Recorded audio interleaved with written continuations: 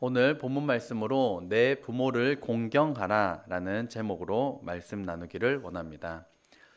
오늘이 무슨 주일인지 아시나요? 어버이 주일입니다. 언제나 그 예배의 대상은 하나님이시다라는 것은 변함이 없지만 이러한 하나님께서 주신 이 신앙의 유산들, 가족들, 부모님들 이런 모든 가치들을 말씀으로 점검할 수 있는 또 이런 특별 주일로 저희에게 주셨습니다. 이 어버이 주일로서 인간에게 주신 가장 첫 번째 관계, 태어나자마자 이제 관계를 맺게 되는 것이 바로 부모님과 자식의 관계인데 이것을 살펴보기를 원합니다. 부모님이 안 계신 분들은 부모님께 받은 사랑을 되새기고 또한 그 사랑을 다음 세대를 위해 흘려보내겠다 또 이렇게 결심을 하시고, 부모님이 계신 분들은 하나님의 말씀으로 부모님을 공경하리라 결단하는 저와 여러분 되시기를 주의 이름으로 축복합니다. 오늘 저희가 읽은 이 본문은 십계명 중 5번째 말씀입니다. 이 십계명이라는 것은 그 모세와 이스라엘 백성들이 출애굽하고 난 다음에 하나님께서 시내산에서 백성들에게 말씀을 주셨는데 시내산에서 말씀을 주셨는데 원어로는 그냥 말씀들이라고 되어 있는데 저희가 이제 취합을 하다 보니까 이제 십계명이라는 명칭을 붙이게 되었습니다. 원어로는 그냥 말씀들인데 1계명에서 4계명까지를 먼저 간단히 살펴보면 말씀 같이 읽겠습니다. 시작. 너는 나 외에는 다른 신들을 내게 두지 말라. 그래, 하나님만 섬기라는 말씀, 이것을 10가지 말씀 중에 첫 번째로 주셨습니다. 두 번째, 시작. 우상을 만들지 말고 섬기지 말고 어떤 형상도 만들지 마라. 원래 말씀이 긴데 제가 축약해서 가지고 온 거고요. 그래, 하나님께서 우상을 만들지도 말고 섬기지도 말고 어떠한 형상도 만들지 마라 라고 말씀하셨습니다. 세 번째, 같이 읽겠습니다. 너는 내 하나님 여호와의 이름을 망령되게 부르지 말라. 그래서 하나님의 이름을 misuse, 함부로 쓰지 말라, 함부로 사용하지 말라라는 것입니다. 이것이 저희 한국어에 있어서는 이 하나님, 예수님, 성령님과 관련된 욕이 따로 존재하진 않습니다. 저희가 짜증날 때 하나님, 예수 이런 욕이 한국말에는 없거든요. 근데 영어는 이 하나님의 이름을 상당히 망령되게 일컫고 있습니다. 대표적인 것 가운데 저희가 습관적으로 쓰는 것이 Oh my God입니다. Oh my God. God이 하나님이라는 뜻이거든요.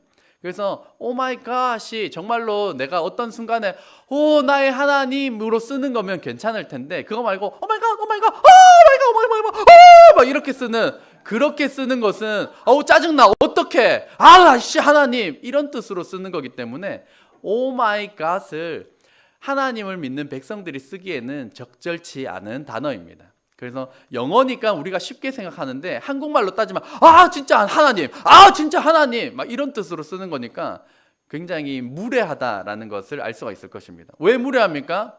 저희 목사님, 아버지 목사님 성함이 남병자 태자입니다. 용서해 주십시오. 제가 무슨 일 있을 때마다 남병태 이렇게 하면 얼마나 무례한 일이겠습니까? 근데 우리가 하나님의 이름을 가리켜서 너무 쉽게 쓰는 거에 대해서 우리가 점검할 필요가 있습니다. 이게 하나님이 God, 예수님이 Jesus, 성령님이 Holy Spirit인데 하나님이 가장 약하고 두 번째가 Jesus Christ인데, 외국 영화를 보신 분들은 알겠지만 젠장, 제길 이런 단어가 나올 때 사람들이 Jesus Christ 막 이렇게 쓰거든요. 그러니까 하나님의 이름을 망령되게 God도 그렇고 Jesus도 그렇게 쓰고 있는데, 세 번째 성령님에 대한 이름이 가장 모독이 심합니다. 들어보셨는지 모르겠습니다. 영어로는 Holy Spirit인데 절대 이렇게 쓰지 않습니다. Holy Spirit 막 이렇게 쓰거든요. 그래서 그건 이제 CX 막 이런 용어로 쓰는 단어가 한국어에는 짜증난다고 성령님, 예수님 뭐 이런 게 없습니다. 근데 외국어에서는 삼위일체 하나님의 이름을 다 망령되게 쓰고 있습니다. 그래서 하나님의 이름을 함부로 망령되게 쓰지 않으시기를 바랍니다. 네 번째는 같이 읽겠습니다. 시작. 안식일을 기억하여 거룩하게 지키라. 그래서 우리가 지금 이 안식일을 예수님께서 부활하신 날 그 주일로 저희가 지키고 있습니다. 이렇게 하나님과 관련된 네 가지 말씀 이후에 사람과 관련된, 인간과 관련된 말씀으로 첫 번째 주신 것이 바로 이 5계명, 인간에게 주신 것은 첫 번째 이제 관련된 것이, 그래서 내 부모를 공경하라 라는 말씀을 10계명의 다섯 번째 말씀으로 우리에게 주셨습니다. 이 5, 6, 7, 8, 9, 10계명 중에 조금 특이한 점이 있다면 성경을 나중에 찾아보시면 출애굽기 20장 12절 이하 6, 7, 8, 9계명 살인하지 마라, 간음하지 마라, 거짓말하지 마라 라는 말씀이 쭉쭉 나오거든요. 거기에는 부연 설명이 없습니다. 그런데 오직 부모님을 공경하라는 이 말씀에만 부연 설명을 해 넣어 두셨습니다. 여기에서 하나님께서 우리 사람을 향하여서 복받는 비결, 장수하는 비결을 가리켜서 부모님을 공경하는 것이다 라고 우리에게 말씀하고 계십니다. 공경이라고 하는 것을 사전적인 의미로는 공손히 섬기다 라는 뜻인데, 히브리어 원어로 보면 한번 따라해 보시겠습니까? 카베드. 네, 그냥 카베드가 아니고 카베드 이렇게 해야 되거든요. 히브리어는 카베드인데 이것은 무겁다라는 뜻입니다. 무겁다라는 뜻과 동시에 이 동사를 능동형, 명령형을 쓰고 있는데, 이것은 그냥 해도 되고 안 해도 된다라는 의미가 아니라 강한 긍정, 강한 명령입니다. 반드시 공경해라, 반드시 존경해라 라는 의미로 우리에게 부모님을 공경하라는 말씀을 주신 것입니다. 그리고 성경에 이 카베드라는 단어가 언제 사용되는가 하면 하나님의 영광을 지칭할 때에도 사용되는 단어가 이 카베드입니다. 그러니까 하나님께서 우리에게 부모님을 주시고 부모님을 섬기고 공경하라고 할 때 하나님의 영광을 위하여 하는 것처럼 부모님을 공경하라, 그만큼 비중 있게 우리에게 주셨다라는 사실입니다. 하나님의 명령으로 부모님을 공경해라 해도 되고 안 해도 되는 게 아니다. 부모님이 조금 재산도 없고 인품도 별로다, 그러면 공경 안 해도 된다, 이런 뜻으로 주지 않았습니다. 그런 것과 상관없이 무조건 부모님을 공경해라 라는 말씀으로 우리에게 주셨다라는 것입니다. 왜 부모님을 공경해야 할까요? 먼저 살펴볼 것은 첫째, 같이 읽겠습니다. 시작. 부모는 생명의 전달자이기 때문입니다. 부모님을 우리에게 생명의 전달자로 주셨습니다. 그래서 한 교수님이 이것을 이렇게 구분했습니다. 하나님은 생명의 수여자가 되시고 부모님은 생명의 전달자가 되신다라고 표현하였습니다. 생명을 만드신 분은 하나님이시지만 그것을 전달할 수 있도록 우리 부모에게 그러한 사명을 주셨다라는 것입니다. 오늘날 우리가 숨쉬며 호흡하며 살 수 있는 이 생명을 주셨다라는 것만으로 우리가 부모를 공경해야 하는 이유가 충분한 줄로 믿습니다. 믿으십니까? 부모님이 아니었다면 이 땅에 태어날 사람이 아무도 없습니다. 아버지, 어머니, 이 부모님을 통해서만 우리가 태어날 수가 있었습니다. 그래서 생명을 주셨다라는 이 이유 하나만으로도 부모를 공경해야 할 이유가 충분합니다. 또 위에서 신나게 피아노를 쳐가지고 갑자기 정신이 없는데요. 저희 이제 집사람이 임신한 지 6개월 차에 접어들었습니다.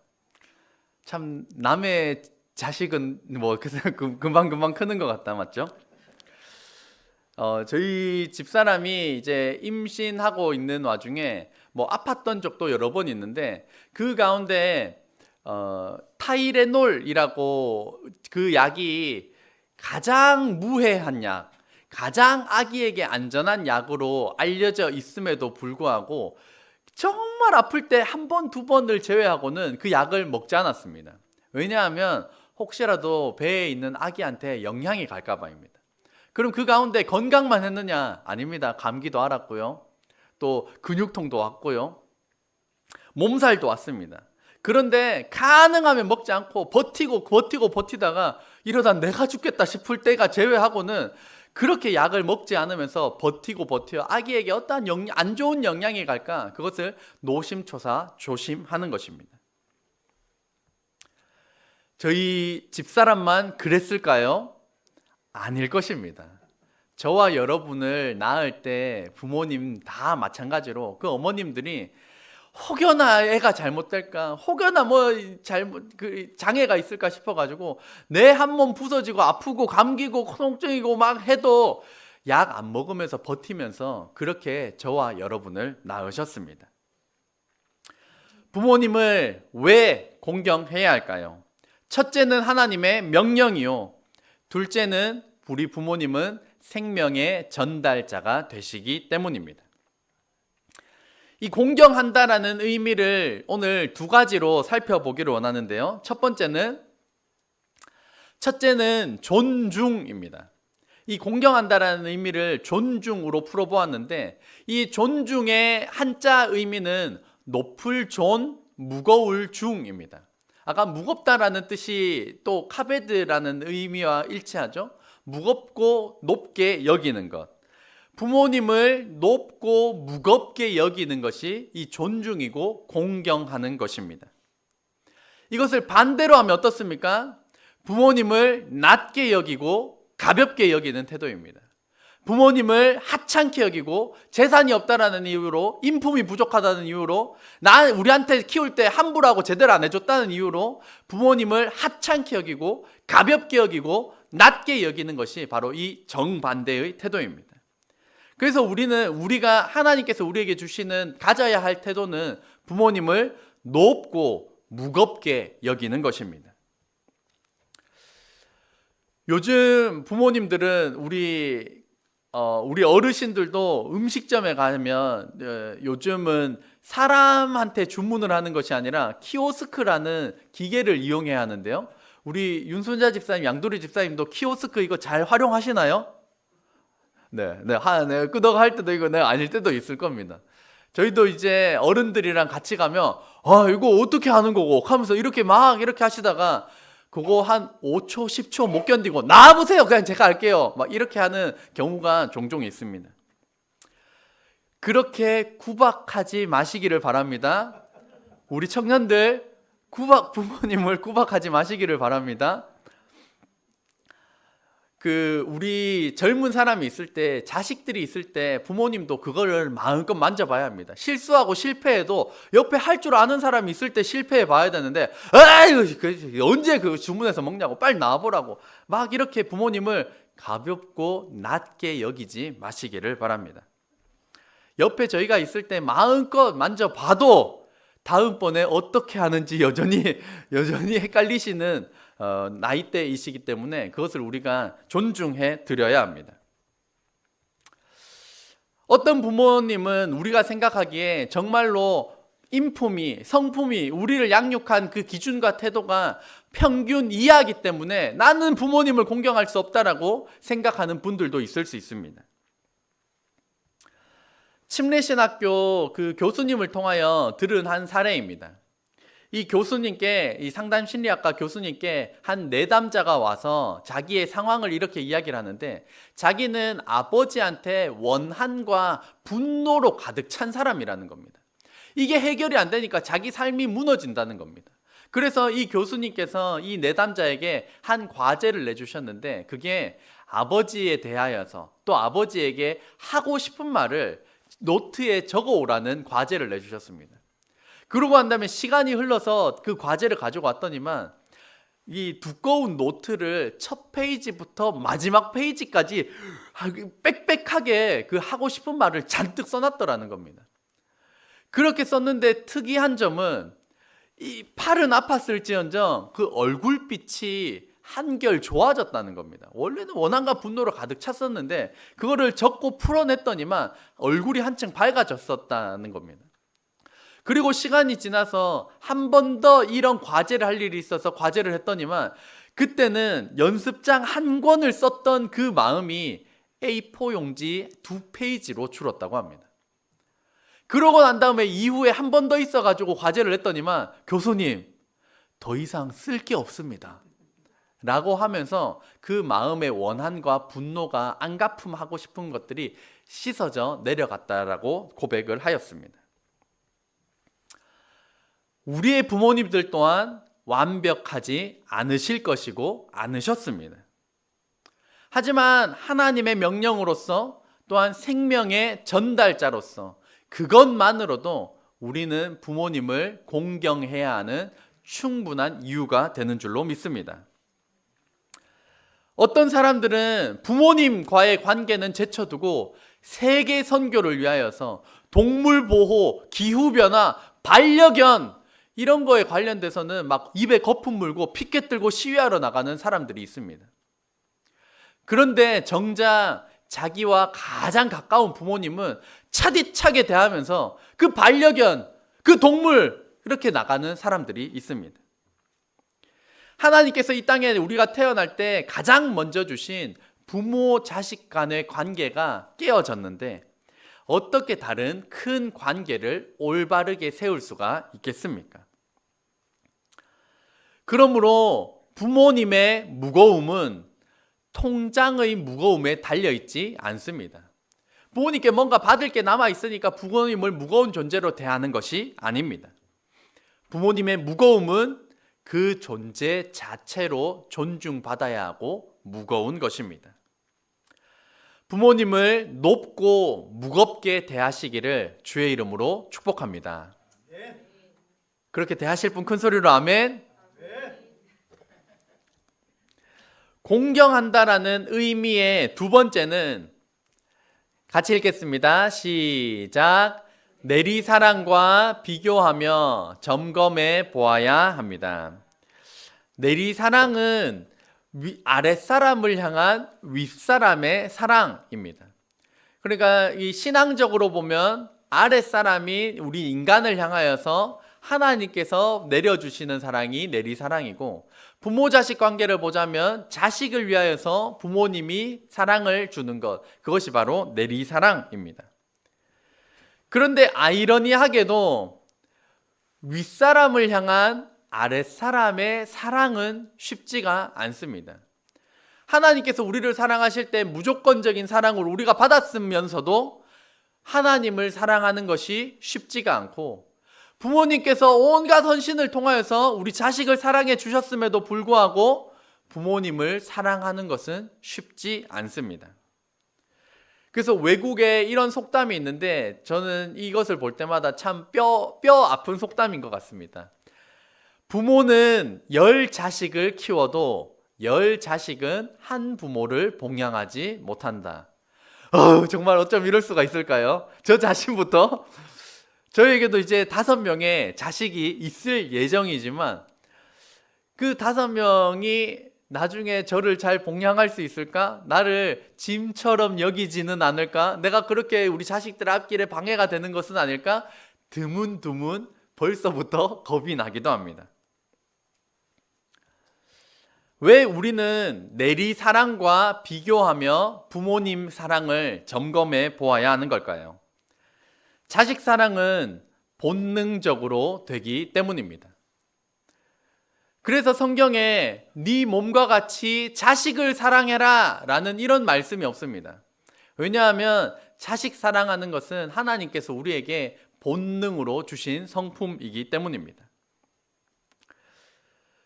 그래서 이 자식 사랑, 내리 사랑은 너무 자연스럽고 본능적이기 때문에 내리 사랑을 좀 자제해야 된다라고 느끼는 요즘입니다.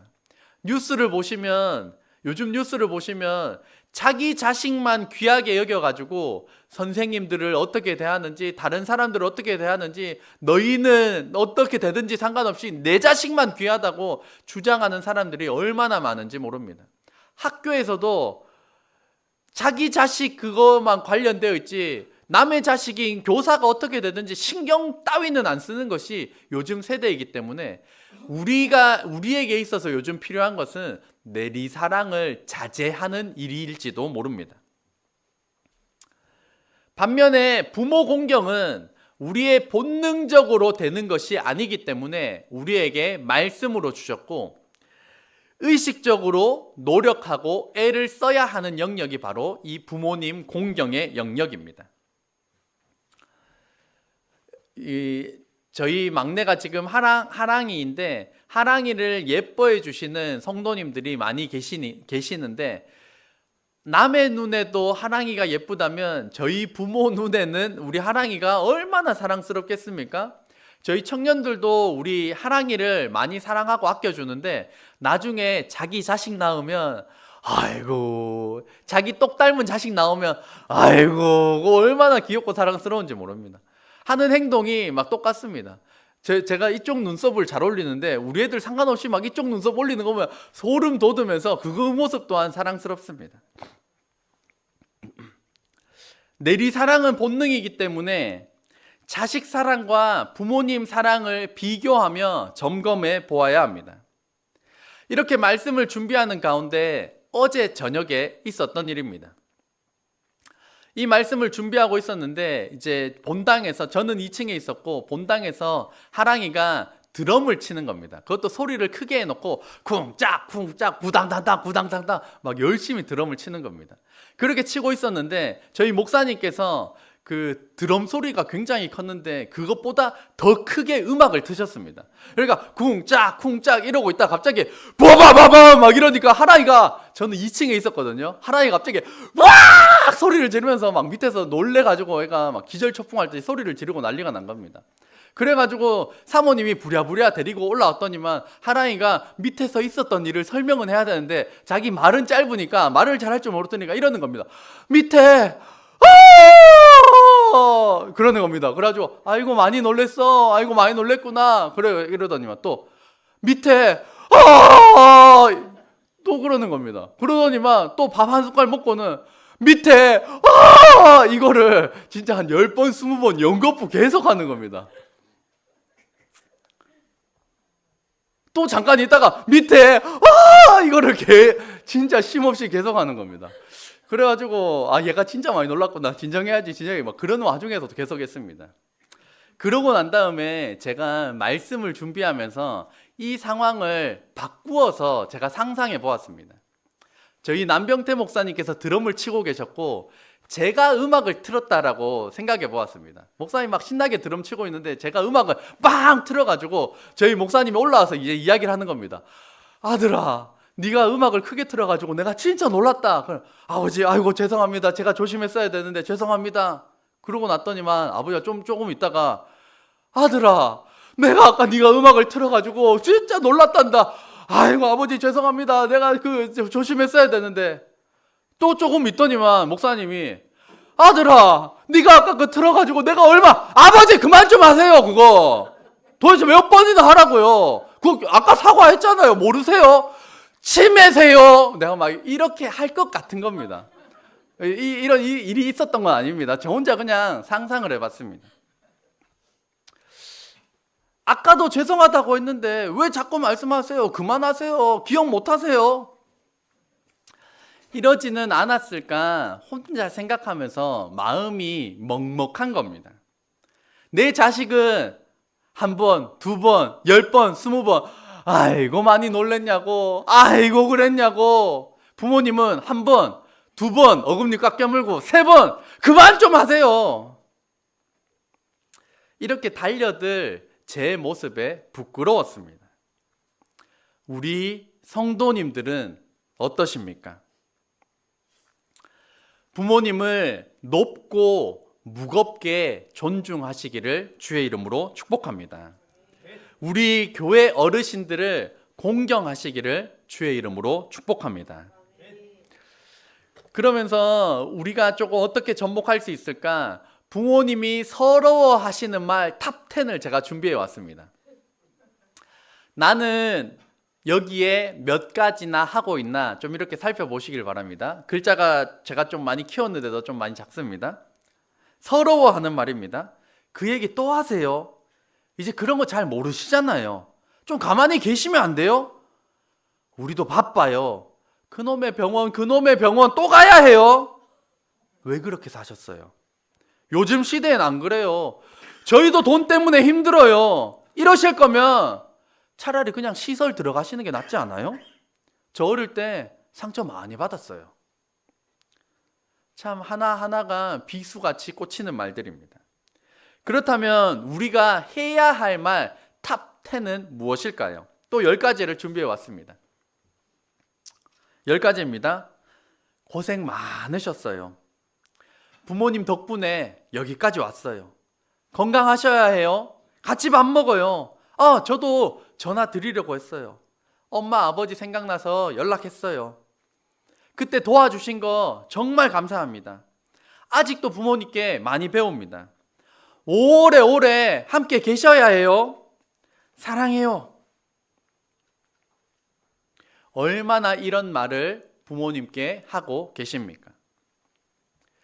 제가 이제 40대인데 벌써 자녀에게 짐이 되지 않을까 문득 40밖에 안 된 저도 그렇다면 60, 70, 80 되신 어르신들은 아이고 내가 아프면 우리 자식들에게 짐이 되는데 아이고 내가 이놈의 빨리 내가 죽어야 되는데 아이고 이런 마음이 내가 혹여나 자식에게 짐짝처럼 되지 않을까 얼마나 노심초사 하시겠습니까? 그러니까 9988234 이런 말이 나오는 겁니다. 99세까지 팔팔하게 살다가 2, 3일 만에 죽을 사 꾀꼬닥해야 된다. 특히 나이가 연로하실수록 내가 아직 자녀에게 여전히 소중한 존재인가? 내가 자녀에게 소중한 존재인가? 내가 살아야 할 이유가 있는가? 이것을 말투와 반응을 속에서 민감하게 느끼시는 경우가 많습니다.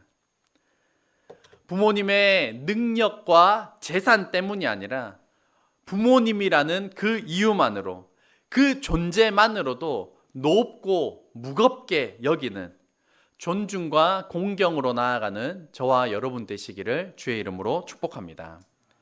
기도하겠습니다.